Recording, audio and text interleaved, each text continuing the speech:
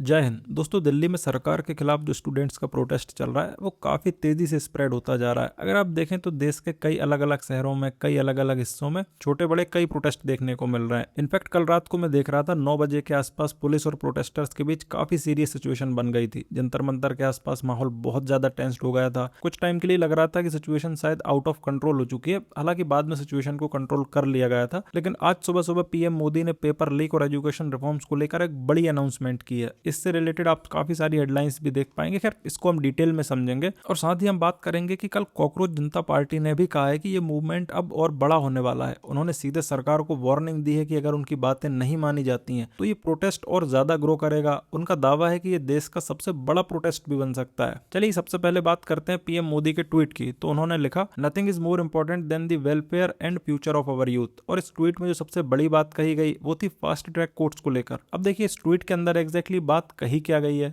Basically PM Modi का कहना था कि स्टूडेंट्स ही देश का फ्यूचर है और उनका वेलफेयर और प्रोटेक्शन हमारे लिए सबसे इंपॉर्टेंट है। दूसरी बात, उन्होंने स्ट्रिक्ट एक्शन अगेंस्ट कल्प्रिट की भी बात की। उनका कहना था कि यूथ के फ्यूचर के साथ जो भी कोई खिलवाड़ करेगा उसे बख्शा नहीं जाएगा। बेसिकली ये वार्निंग कहीं ना कहीं उन paper leak syndicates, organised criminal networks, corrupt officials या जो मिडिल मैन होते हैं और उन सब लोगों के लिए थी जो एग्जाम फ्रॉड में शामिल होते हैं। गवर्नमेंट सिग्नल ये देना चाह रही है कि सिर्फ एक दो लोगों पर एक्शन नहीं होगा, जो पूरी चेन है उसमें जो कोई भी शामिल हो सभी पर एक्शन लिया जाएगा। और जो सबसे इंपॉर्टेंट अनाउंसमेंट थी वो थी फास्ट ट्रैक कोर्ट्स को लेकर। देखिए नॉर्मली हमारे देश में क्रिमिनल केसेस को खत्म होने में कई साल लग जाते हैं, इसमें तो खैर आपको कोई डाउट ही नहीं होगा। और आप सभी जानते हैं कि एक बार मामला कोर्ट में चला जाता है तो फिर वो कब खत्म होगा किसी को पता नहीं है। कई बार लोग कहते हैं कि इंसान की उम्र निकल जाती है लेकिन केस खत्म नहीं होता। इसी प्रॉब्लम को देखते हुए फास्ट ट्रैक कोर्ट्स का कंसेप्ट आता है। इनका बेसिकली ऑब्जेक्टिव होता है इन्वेस्टिगेशन और ट्रायल को प्रायोरिटी बेसिस पर जल्दी कंप्लीट किया जाए ताकि जस्टिस भी जल्दी मिल सके। इसका एक और ऑब्जेक्टिव डिटरेंस क्रिएट करना भी होता है। मतलब जो भी ऐसा क्राइम करेगा उसके दिमाग में पहले से रहेगा कि इसके लिए स्पेशल कोर्ट्स हैं और पनिशमेंट जल्दी मिल सकती है। तो पीएम मोदी का कहना था कि जितने भी पेपर लीक के केसेस होंगे उन्हें फास्ट ट्रैक कोर्ट्स के थ्रू रिजॉल्व किया जाएगा। यहाँ पर गवर्नमेंट का ऑब्जेक्टिव यह है कि कन्विक्शन के बाद पनिशमेंट जितने जल्दी हो सके उतने जल्दी मिले ताकि फ्यूचर ऑफेंसेस को डिस्करेज किया जा सके।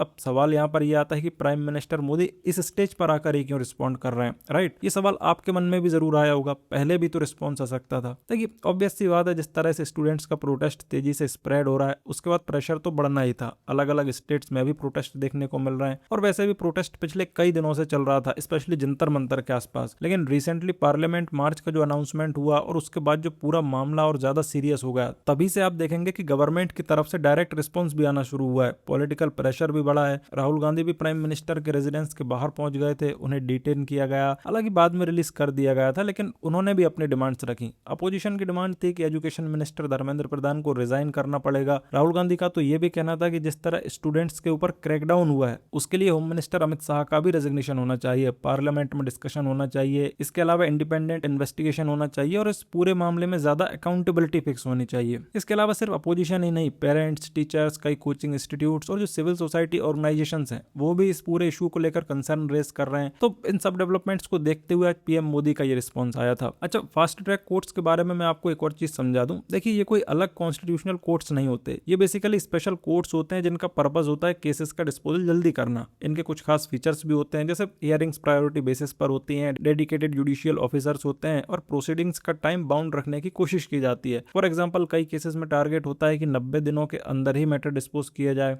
वैसे अगर आप देखें तो इंडिया में पहले भी फास्ट ट्रैक कोर्ट्स बनाए गए, ऐसा नहीं है कि ये पहली बार हो रहा है, specially sexual offences, crime against woman और करप्शन जैसे केसेस के लिए। लेकिन पेपर लीक के मामले में इस तरह का प्रपोजल शायद पहली बार सामने आया है। और क्योंकि ये बात खुद प्राइम मिनिस्टर ने कही है इसीलिए इसकी सीरियसनेस और भी ज्यादा बढ़ जाती है। अगर आप यहाँ पर लीगल फ्रेमवर्क देखें तो जो मैं आपको फास्ट ट्रैक कोर्ट्स के बारे में बता रहा था वो कहीं ना कहीं 2024 में जो लॉ आया था उसको कॉम्प्लीमेंट करता है। अगर आपको याद हो तो 2024 में पार्लियामेंट ने public examinations prevention of unfair means act पास किया गया था। इस पूरे लॉ का ऑब्जेक्टिव था ऑर्गेनाइज्ड चीटिंग को रोकना और एग्जामिनेशन फ्रॉड में जो भी लोग शामिल हैं, जो भी ऑर्गेनाइज्ड नेटवर्क हैं, उन पर एक्शन लेना। इसके अंडर पनिशमेंट को और ज्यादा स्ट्रिक्ट बनाया गया था, मॉनेटरी पेनल्टीज बढ़ाई गई थी और अगर कोई कोचिंग सिंडिकेट या ऑर्गेनाइज्ड नेटवर्क इसमें इन्वॉल्व पाया जाता है तो उसके खिलाफ भी सख्त एक्शन का प्रोविजन रखा गया था। तो पीएम मोदी का जो आज का अनाउंसमेंट है वो कहीं ना कहीं इसी 2024 के लॉ को और ज्यादा स्ट्रेंथन करता है। और यहाँ एक और बात इंपॉर्टेंट है, पीएम मोदी का स्टेटमेंट इसलिए भी काफी सिग्निफिकेंट माना जा रहा है क्योंकि पहली बार प्राइम मिनिस्टर ऑफिस से इशू पर डायरेक्ट इंटरवेंशन देखने को मिल रहा है। इससे पहले गवर्नमेंट की तरफ से इतना स्ट्रॉन्ग रिस्पॉन्स देखने को नहीं मिला था। धर्मेंद्र प्रधान का रेजिग्नेशन एजुकेशन की डिमांड चल रही थी, लेकिन गवर्नमेंट उस डायरेक्शन में जाती हुई नजर नहीं आ रही थी। लेकिन अब डायरेक्ट इंटरवेंशन से एक मैसेज दिया गया है कि गवर्नमेंट पेपर लीक को इशू को और ज्यादा सीरियसली ले रही है। साथ ही जो स्टूडेंट्स हैं और पेरेंट्स हैं उनको रिएश्योर करने की भी कोशिश की गई है कि इस इशू पर सख्त एक्शन लिया जाएगा। लेकिन दूसरी तरफ अपोजिशन ने भी तुरंत रिएक्शन दिया। जैसे ही पीएम मोदी का ट्वीट आया, राहुल गांधी ने भी सोशल मीडिया पर रिस्पॉन्स दिया। राहुल गांधी का कहना था कि यूथ के फ्यूचर को सबसे ज्यादा नुकसान आपने पहुंचाया है।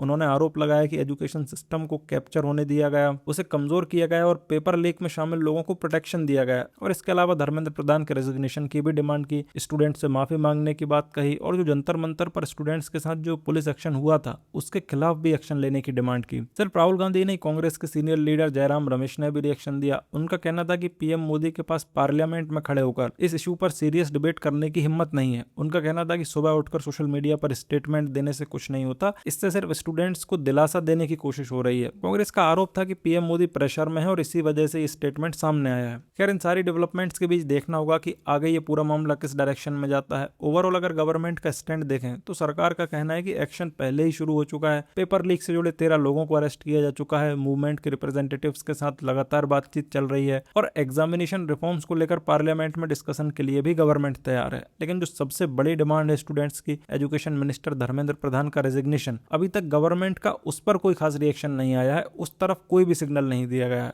अब देखना होगा कि क्या बातचीत से यह मामला सुलझता है या फिर प्रोटेस्ट वाकई और ज्यादा बड़े होते हैं जैसे मूवमेंट के ऑर्गेनाइजर्स क्लेम कर रहे हैं। फिलहाल इस इशू को लेकर जो भी इंपॉर्टेंट अपडेट्स थी मैंने आपको डिटेल में समझा दी। आई होप आपको सब कुछ अच्छे से समझ आ गया होगा। अगर आपको वीडियो पसंद आई हो तो लाइक जरूर करें, इससे मेरा कंटेंट और भी लोगों तक पहुंचेगा। एंड मैं मिलूंगा आपसे अगली वीडियो में। For the time being this was all from my side. Thank you for watching. This is Harshvardhan Gurjar signing off.